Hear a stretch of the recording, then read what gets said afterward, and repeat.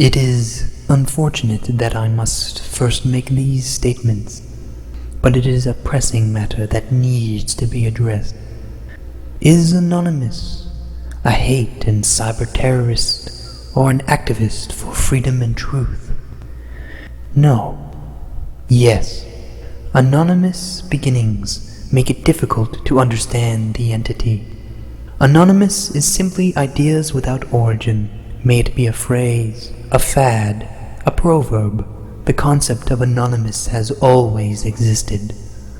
The anonymous that we know now, the one currently aligned against the Church of Scientology, which crimes and dangers are well documented, so I will not cover them here.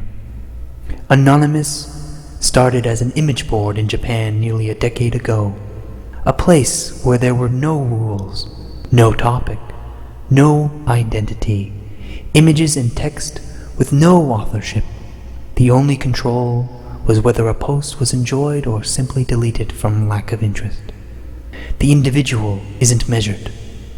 Slowly, through repetition and this unique natural selection, popular ideas duplicated and developed into memes.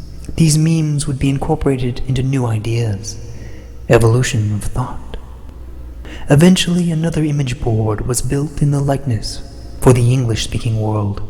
Quickly, it grew in scope and influence. A public club with secret members, an ecosystem of thought. The diversity of Anonymous is as vast as the human condition, thus as the way of the universe, the good with the bad, the left with the right. A place where the age of a post is measured in seconds, change is instant, and it is total.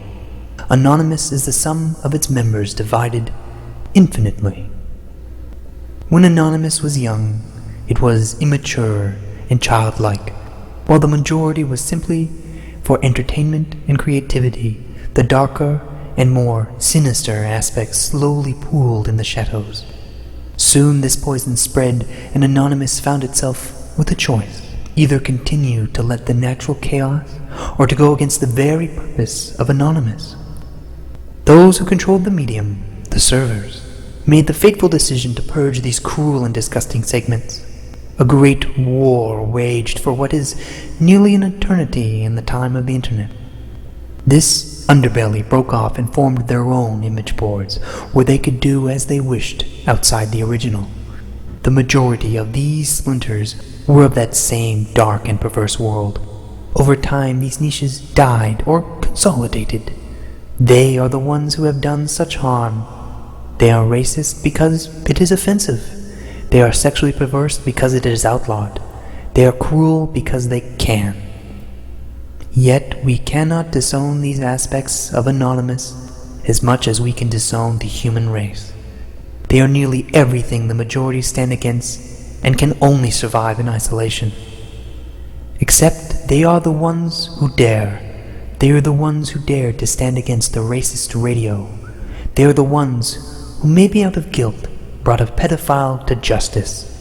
They are the ones who dared to think freely without regard for others. And they may have started the meme that has grown so large. For all their crimes, they may have just started this whole thing. But with Anonymous, there is no authorship. Their claim is no more valid than the individual's claim to existence.